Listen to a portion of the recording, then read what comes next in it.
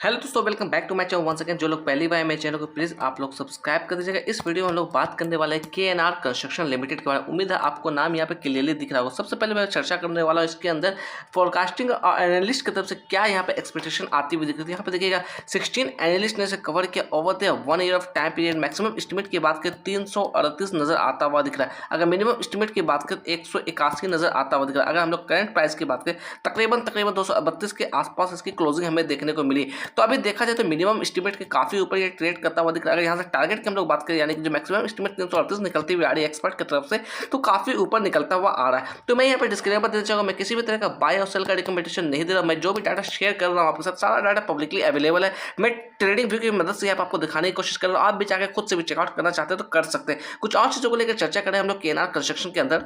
अगर हम लोग टेक्निकल्स की बात करें तो यहाँ पे देखिएगा टेक्निकल्स की तरफ से क्या इंडिकेशन आता हुआ दिखा। तो यहाँ पे देखिएगा 9 ऐसे इंडिकेटर है जहाँ से बाय का इंडिकेशन आता हुआ दिख रहा है, 7 ऐसे इंडिकेटर जहाँ से सेल का इंडिकेशन आता हुआ दिख रहा है। ओवरऑल अगर हम लोग बात करें तो यहाँ पे न्यूट्रल नजर आता हुआ दिख रहा है। अगर हम लोग मूविंग एवरेजेस की बात करें तो यहाँ पे देखिएगा 7 ऐसे मूविंग एवरेजेस जहाँ से बाय का इंडिकेशन आता हुआ दिख रहा है, 7 ऐसे मूविंग एवरेजेस जहाँ से सेल का इंडिकेशन आता हुआ दिख रहा है। साथ ही साथ अगर हम लोग चर्चा करें इसके अंदर मूविंग ऑसिलेटर की, तो यहाँ पे देखिए 2 ऐसे इंडिकेटर जहाँ से बाय का इंडिकेशन आता हुआ दिख रहा है। तो अब सिंपली मैं कहना चाहूंगा कि आपको अवेयरनेस के साथ काम करना, किसी भी तरह की जल्दबाजी आपको इसके अंदर नहीं दिखानी है। हम लोग आगे चार्ट पे 1 डे के टाइम पे मैंने यहाँ पे चार्ट लगा रखा। सबसे पहले मैं बात करूँ आज के दिन तक तकरीबन 2.5% की तेजी से स्टॉक्स के अंदर नोटिस की गई। अगर हम लोग बात करें ओवरऑल ऑल टाइम हाई की, तो यहाँ पे देखिए इसने 400 के लेवल्स को टच किया था।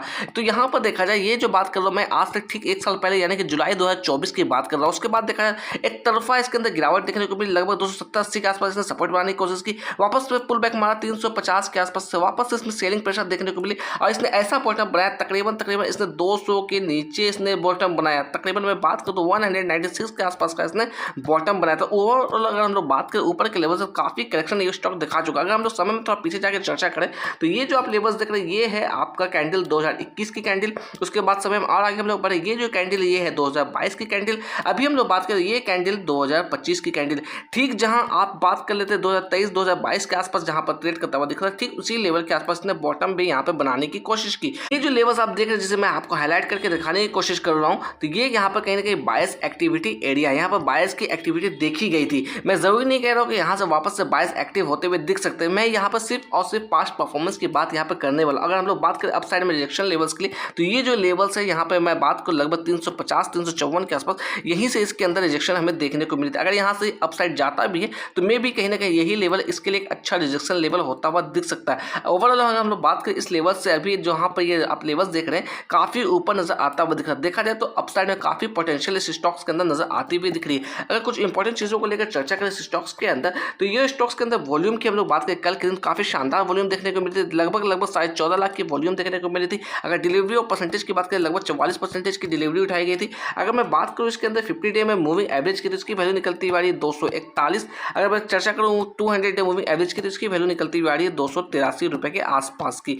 तो आपको अवेयरनेस के साथ काम करना है, क्योंकि अभी ऊपर के लेवल से हम लोग चर्चा करें तो यहाँ पर देखा जाए काफी नीचे ये ट्रेड करता हुआ दिख रहा है। ऊपर के लेवल पर किसी ने बाई किया हो तो काफी उनको नुकसान यहाँ पर उठाना पड़ता होगा। अगर इस लेवल से हम लोग मेजर आउट करने की कोशिश करें तो अभी भी ये लगभग 45% के नीचे ही ट्रेड करता हुआ दिख रहा है। तो आपको सिंपली अवेयरनेस के साथ काम करना है, किसी भी तरह की जल्दबाजी नहीं करना है। ओवरऑल अगर हम लोग परफॉर्मेंस की बात करें KNR कंस्ट्रक्शन के अंदर, तो यहाँ पे देखिए परफॉर्मेंस यहाँ पर लो नजर आता हुआ दिख रहा है। मैं यहाँ पे वैल्यूएशन की बात करूँ टिकट टिप के हिसाब से वैल्यूएशन यहाँ पे एवरेज नजर आता हुआ दिख रहा है। ग्रोथ की बात करें तो ग्रोथ यहाँ पे लो नजर आता हुआ दिख रहा है। एंट्री पॉइंट की बात करें, एंट्री पॉइंट यहाँ पे गुड नजर आता हुआ दिख रहा है। तो मैं यहाँ पे कहना चाहूंगा आपको एंट्री पॉइंट गुड नजर आ रहा है तो इसका मतलब ये नहीं कि आपको परचेस कर लेना, आपको बाय बिल्कुल भी नहीं करना। आपको बाय करने से पहले कहीं ना कहीं अपने फाइनेंशियल एडवाइजर से बात करना चाहिए, तभी किसी तरीके का इसके अंदर डिसीजन लेना चाहिए आप। अगर इसके अंदर मैं बात करूँ फोरकास्ट एंड रेटिंग्स की, तो यहाँ पे देखिएगा 17 एनालिस्ट ने इसे कवर किया। अगर मैं बात करूँ तो परसेंटेज वाइज लगभग 41% की यहाँ पे रिकमेंडेशन आती हुई दिख रही है। अगर कुछ और चीजों को लेकर चर्चा करें इसके अंदर, तो मैं यहाँ पे दिखाना चाहूंगा आपको शेयर होल्डिंग पैटर्न्स क्या नजर आता हुआ दिख रहा है। तो म्यूचुअल फंड की शेयर होल्डिंग की हम लोग बात करें तो यहाँ पे देखिए काफी शानदार यहाँ पे म्यूचुअल फंड के पास होल्डिंग है तकरीबन 27.39%, यानी कि ऑलमोस्ट हम लोग कहेंगे 27% की होल्डिंग म्यूचुअल फंड के पास है। अगर रिटेलर्स की बात करें तकरीबन 16% की होल्डिंग है। अगर प्रोमोटर्स की बात करें लगभग 48.80% की होल्डिंग, यानी कि कहीं ना कहीं 49% की होल्डिंग प्रोमोटर्स के पास नजर आती हुई दिख रही है। अगर हम लोग म्यूचुअल फंड की बात करें टॉप 5 म्यूचुअल फंड की इन्वेस्टमेंट के बारे में जिसकी वेट सबसे ज्यादा है, तो यहाँ पर देखिएगा HDFC मिड कैप की बात करें इसकी वेट 0.72% निकलती हुई आ रही है। फ्रैंकलिन इंडिया स्मॉल कैप की बात करें इसकी वेट 1.01% निकलती हुई आ रही है। SBI स्मॉल कैप फंड की बात करें इसकी वेट 0.84% निकलती हुई आ रही है। एक्सिस स्मॉल कैप फंड की बात करें इसकी वेट 0.39% निकलती हुई आ रही है।